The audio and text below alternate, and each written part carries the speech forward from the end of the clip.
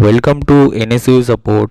Discuss করব UG second year general paper GEBG 31, অর্থাৎ যাদের সেকেন্ড ইয়ারে জেনারেলে বেঙ্গলি আছে এবং বেঙ্গলি পেপার জিইবিজি 31 ভাষা, ছন্দ ও অলঙ্কার, এই পেপারটির 2024 সালে অনলাইন অ্যাসাইনমেন্টে 10টি সঠিক প্রশ্ন উত্তর নিয়ে চলে এসেছি।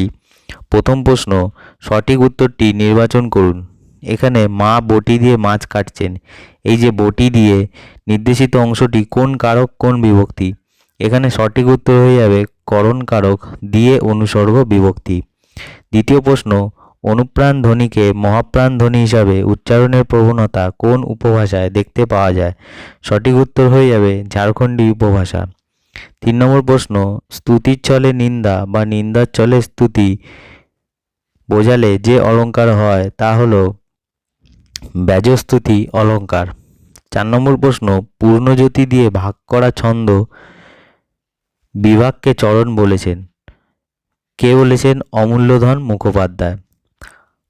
5 নম্বর প্রশ্ন, উপমেয়কে নিষিদ্ধ বা গোপন রেখে উপমান প্রতিষ্ঠা করা হয় কোন অলঙ্কারে? সঠিক উত্তর অপহুতি।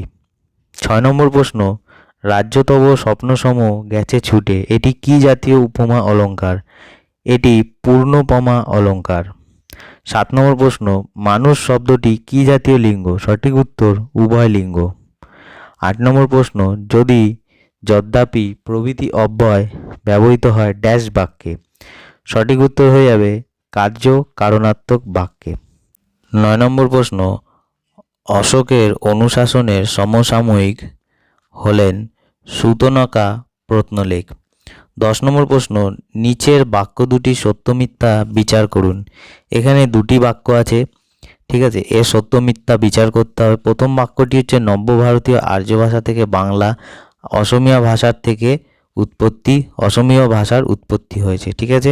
দ্বিতীয় বাক্য হচ্ছে কেলতিক ভাষাগোষ্ঠী থেকে ভারতীয় আর্য ভাষার উৎপত্তি হয়েছে। এই দুটির মধ্যে সত্য হয়ে যাবে প্রথম বাক্যটি এবং দ্বিতীয় বাক্যটি হয়ে যাবে মিথ্যা, ঠিক আছে।